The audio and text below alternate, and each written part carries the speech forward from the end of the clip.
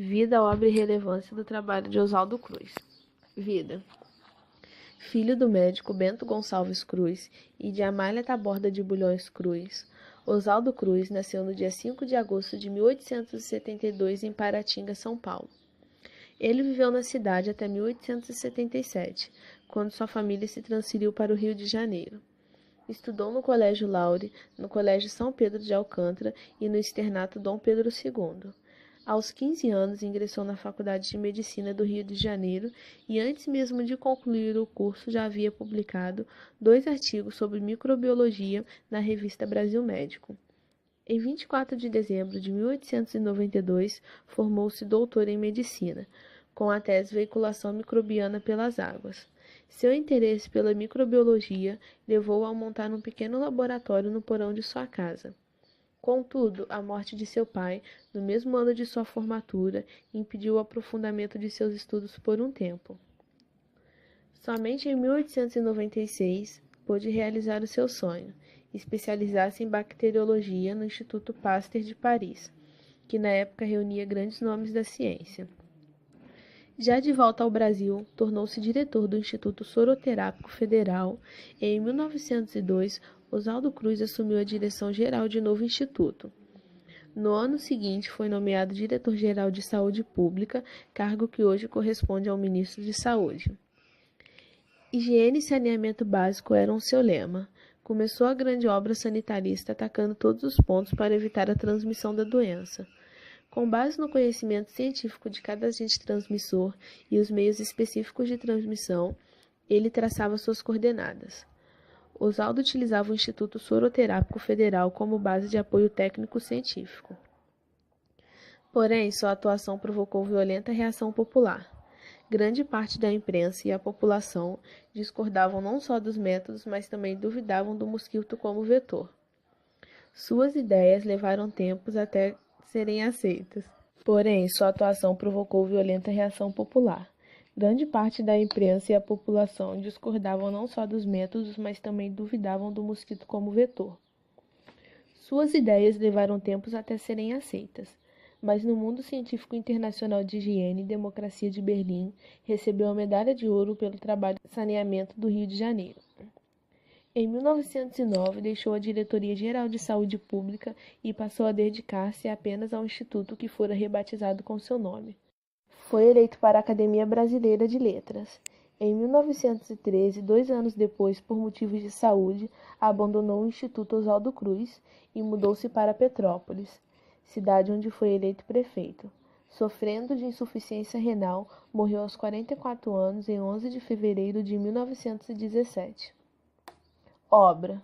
Quando retornou ao Brasil, o bacteriologista se deparou com epidemias de peste bubônica, febre amarela e varíola, que estavam assolando o Rio de Janeiro e outras partes do Brasil. Com base em sua formação, pesquisas e teses, ele se empenhou no combate à doença, contando com a ajuda de outros técnicos e cientistas. Oswaldo Cruz, vendo a necessidade de se aprofundar em suas pesquisas e com o intuito de se identificar o possível transmissor das doenças, sugeriu ao governo que criasse um instituto que serviria para fabricar os soros e vacinas. Logo foi utilizado também como base de apoio técnico-científico. Inicialmente era conhecido como Instituto Soroterápico Federal, e em pouco tempo a incidência de peste bubônica diminuiu com o extermínio dos ratos, cujas pulgas transmitiam a doença. Quando descobriu que os insetos eram os vetores da febre amarela e da varíola, liderou campanhas para erradicá-las da cidade. Implantou medidas sanitárias com brigadas que percorreram casas, jardins e ruas para exterminar focos de inseto. Porém, sua atuação não foi bem vista de princípio, e com o aumento dos surtos de varíola, o bacteriologista tentou promover a vacinação em massa da população. Ele enfrentou uma grande oposição, que ficou conhecida como Revolta da Vacina. Apesar disso, Cruz não desistiu e continuou focado em erradicar doenças. E em pouco tempo depois, o governo derrotou a rebelião e Oswaldo Cruz acabou vencendo a batalha.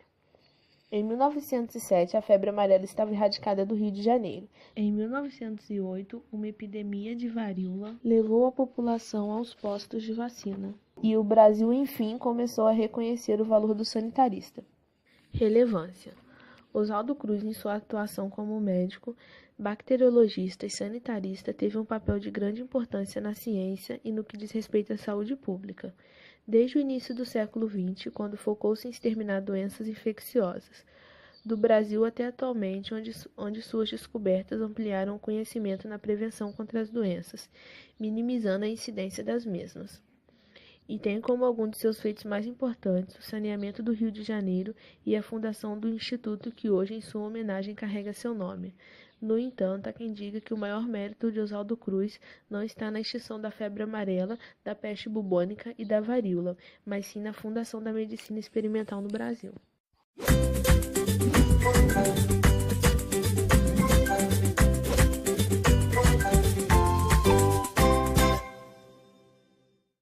O que um mosquito tem a ver com uma linha de trem?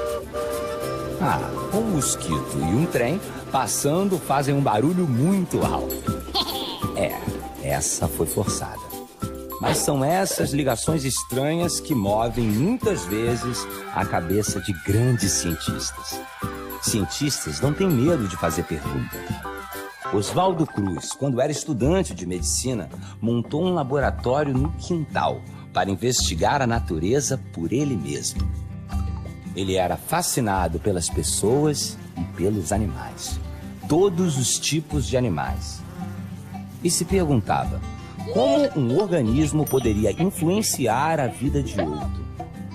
Por isso, foi para a França estudar os menores organismos que existem. Na vanguarda das pesquisas em microbiologia e na fabricação de soros e vacinas estava o curso de bacteriologia no Instituto Pasteur. Paris havia sido totalmente reformada. Uma das preocupações da época era reformar a cidade e melhorar as condições de higiene para evitar doenças. Ao desembarcar no Porto de Santos, Oswaldo Cruz tem um grande desafio. Havia epidemias de peste bubônica, febre amarela e varíola no Rio e em outros lugares do Brasil. O que o rato teria a ver com a peste? Tudo. E ainda tem uma pulga no meio. Muitos desafios, muitas perguntas e muita coragem. Junto com outros cientistas e técnicos, Oswaldo Cruz faz uma verdadeira revolução científica no Brasil, com a medicina experimental. Cria um instituto para a produção de soros e vacinas para combater as doenças que assolavam o Rio e o Brasil. 6 meses depois, as primeiras vacinas já estavam prontas. Mas uma pergunta de Oswaldo Cruz foi também seu maior desafio. Qual a ligação entre a sujeira e as doenças que estavam dizimando a cidade? Até então, todo mundo achava que a febre amarela era transmitida por contato direto. Mas Oswaldo Cruz conhecia outras pesquisas e já tinha matado a charada. A transmissão do vírus da febre amarela ocorre quando um mosquito, que se reproduz em água parada, pica uma pessoa infectada, ou um macaco, e depois pica uma pessoa saudável, e outra, e outra, e outra. Para a febre amarela, extinção dos focos de água parada com brigadas de mata-mosquitos. E para resolver o caso da varíola, que é uma doença produzida por um vírus, o jeito era vacinação obrigatória. Essa ideia deu muito certo, mas assustou a população, pois as medidas foram executadas pelas autoridades de maneira arbitrária e violenta. Com a vacinação obrigatória, houve muita resistência e uma revolta. Mas a epidemia foi controlada. A população do Rio de Janeiro já estava livre da peste bubônica e da febre amarela. A epidemia de varíola voltou em 1908, mas agora toda a população foi espontaneamente aos postos de vacinação. Nos anos seguintes, Oswaldo Cruz organizou expedições importantes para a região norte do Brasil e ajudou a controlar a malária, que matava muitos operários na construção da ferrovia Madeira-Mamoré e a febre amarela em Belém. E então, o que um mosquito tem a ver com uma linha de trem? A vacina e o combate aos mosquitos, assim como a linha de trem, contribuíram para o desenvolvimento de diversas regiões do Brasil.